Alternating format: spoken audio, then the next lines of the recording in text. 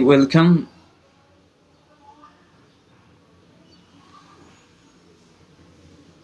आज हामी जावास्क्रिप्टमा डेटा टाइप्सहरूको बारेमा सिक्न गइराखेको छौँ। जावास्क्रिप्ट बेसिकली डाइनामिकली टाइप्ड हुन्छ। So let's see what that means, what dynamically typed means, right?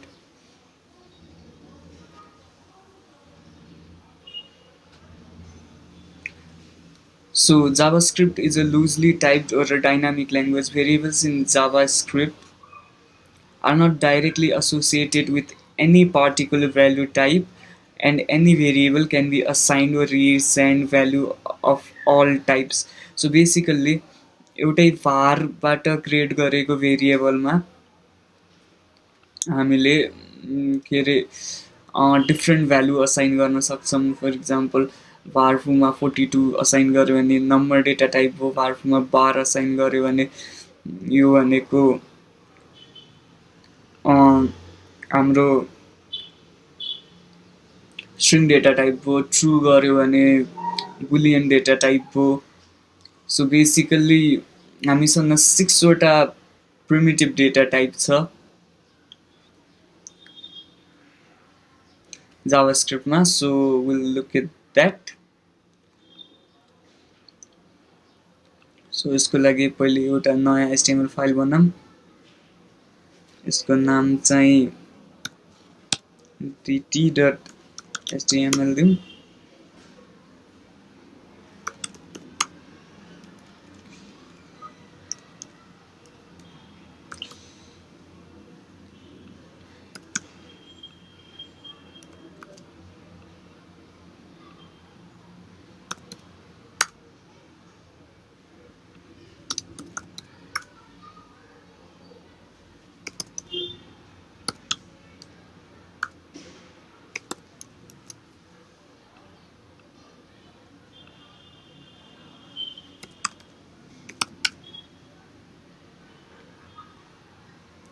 So यहाँनिर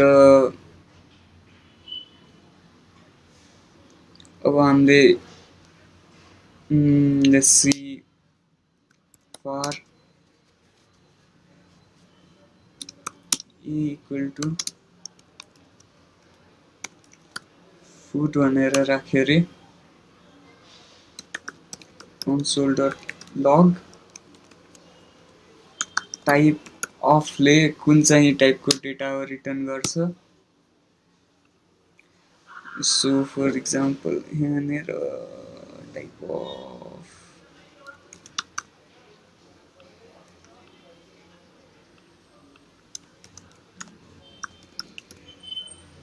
सो हामीले टाइप अफ अपरेटर युज गर्न सक्छौँ डिटरमाइन गर्नलाई कुन चाहिँ टाइप अफ भेरिएबल हो। यसको रिजल्ट चेक गरौँ।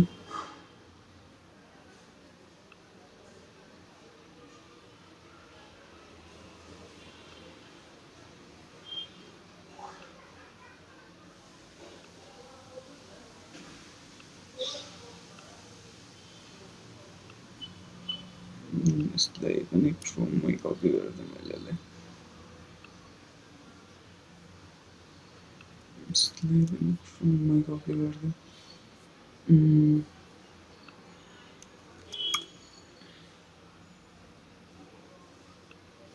so let's go to our developer console.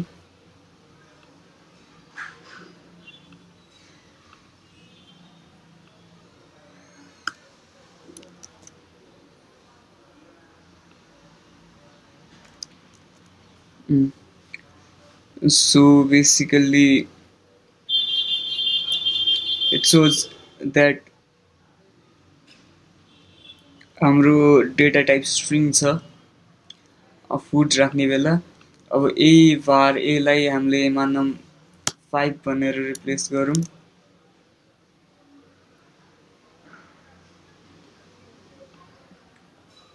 So हाम्रो डेटा टाइप नम्बर देखायो अहिले। अब यसलाई ट्रुले रिप्लेस गरौँ।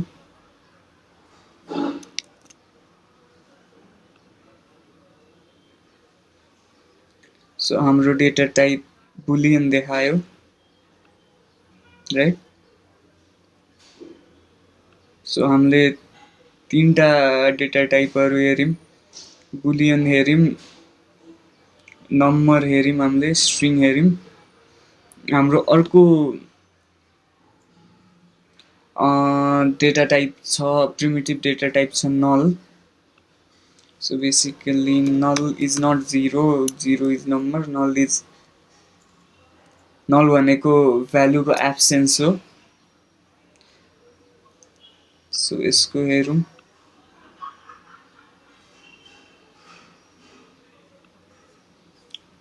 सरी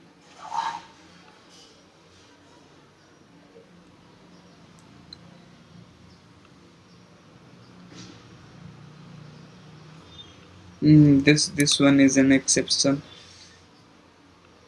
Null चाहिँ अब्जेक्ट देखाउँछ, there's a reason why null is returned as object.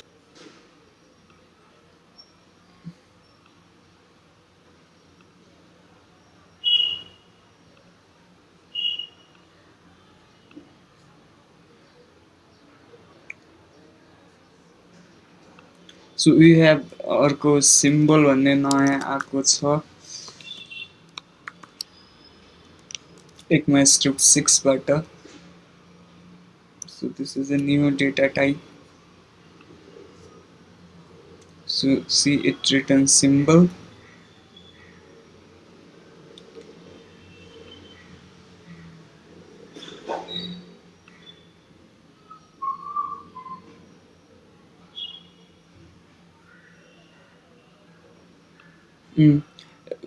It has to do with first implementation of JavaScript null object आउनुको reason चाहिँ in the first implementation of JavaScript values were represented as type tag and a value, with the type tag for objects 0 and null was represented as null pointer on most platforms. As a result, none had 0 as a type tag, hence the bogus type of return value of reference type of null triples equals to object. This stands since the beginning of JavaScript. A fix was preferred for ECMAScript, but this change was rejected due to issues with the code using this specific query to test for null.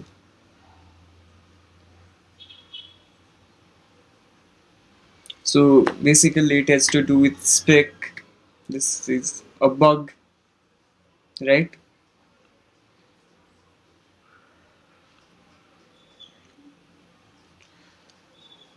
So अर्को हामीले primitive data type check गरौँ, undefined, right?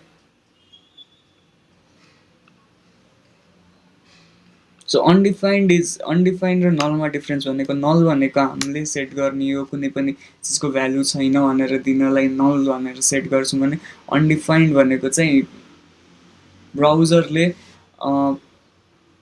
नभए जावास्क्रिप्टको कम्पाइलरले हामीलाई भनिदिन्छ कि यो चिजको value set भएको छैन भनेर। हामीले इक्वल्स टु अनडिफाइन्ड सेट गर्नु त मिल्छ कि, but it's not a good practice. So undefined चाहिँ त्यो पर्पजको लागि युज गर्दा हुन्छ, नल चाहिँ त्यो पर्पजको लागि युज गर्दा हुन्छ। सो यो गरौँ, सी अनडिफाइन्ड आयो। सो बेसिकली मैले के भन्दै थिएँ भने हामीले यो पनि गर्नु मिल्छ गर्नुलाई। सो यसले पनि अनडिफाइन्ड रिटर्न गर्छ, तर it's a good practice to null राख्नु पर्यो भने चाहिँ नल नै राख्दा is the best practice. Undefined चाहिँ भ्यालु नभएको केसमा युज गर्दा हुन्छ। अनडिफाइन्ड चाहिँ लाइक कम्पाइलरलाई नै युज गर्न दिँदा हुन्छ।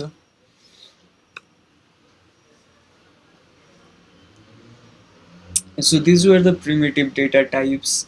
हामीले बुलियन हेऱ्यौँ जो कि ट्रु र फल्स थियो, हामीले नल हेऱ्यौँ जुन बगले गर्दा अब्जेक्ट देखाउँछ टाइप अफ युज गर्दा, अनडिफाइन्ड हेऱ्यौँ, हामीले नम्बर हेऱ्यौँ, हामीले स्ट्रिङ डेटा टाइप हेऱ्यौँ जुन कोटेसन मार्क्सभित्र हुन्छ, अनि हामीले सिम्बल हेऱ्यौँ। जुन ECMAScript 6 मा आएको थियो। सो अब हामी रेफरेन्स टाइपहरू हेर्छौँ जाभास्क्रिप्टमा। अघि प्रिमिटिभ टाइप हेऱ्यौँ, अब रेफरेन्स टाइपहरू हेर्छौँ। रेफरेन्स टाइप्स आर बेसिकल्ली यतै कतै छ कि रेफरेन्सको गर्नु। Variables that are assigned a non-primitive value are given a reference to that value. That reference points to the object's location in memory. The variables don't actually contain the value. So primitive भनेको basically उसले value hold गर्छ. If a primitive type is assigned to a variable, we can think of that variable as containing the primitive value. So त्यसले contain गर्छ, तर in case of reference as a reference दिने मात्रै काम गर्छ memory लोकेसनको, उसले भ्यालु होल्ड गर्दैन। So the variables don't actually contain the value, भेरिएबल्सले चाहिँ रेफरेन्स दिने काम गर्छ। जस्तो सी सी प्लस प्लसमा पोइन्टर्सहरू हुन्छ, राइट? सिमिलर। सो रेफरेन्स टाइपको एउटा इक्जाम्पल हो अब्जेक्ट।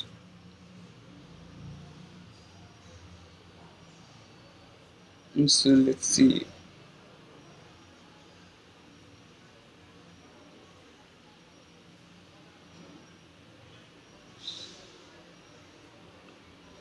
एउटा अब्जेक्ट क्रिएट गरौँ। बार ओबिजे नै राख्दिउँ पनि।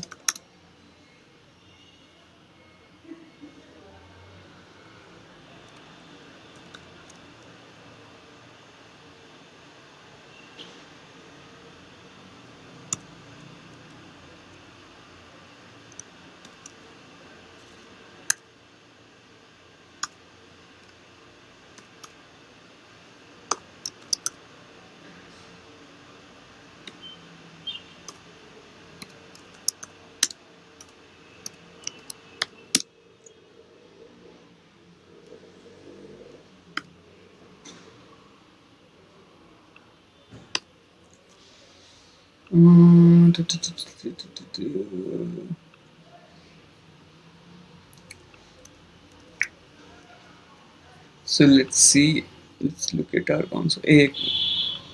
Console.log.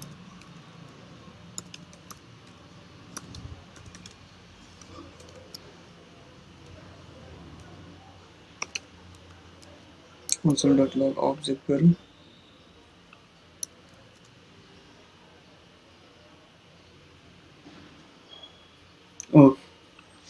console spelling CNSL C return गर्यो। हामीले ओबिजी को लाइक सी भ्यालु प्रिन्ट गर्न छ भने obj.c गर्दा हुन्छ। सी 3 भनेर प्रिन्ट गर्यो, राइट? सो लाइक यसको टाइप हेर्नु छ भने हामीलाई टाइप अफ अब्जेक्ट गरौँ।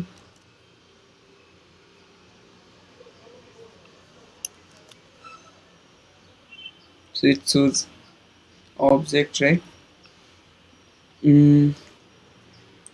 अनि जाभास्क्रिप्टमा चाहिँ arrays are objects, objects are objects,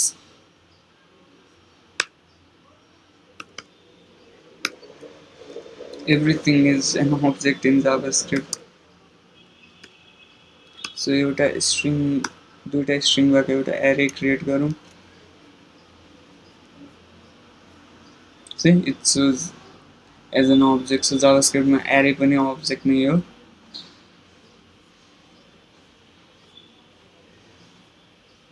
So there's another reference type जुन कि function हो। function हामी पछि हेर्छौँ। function पनि basically object नै हो।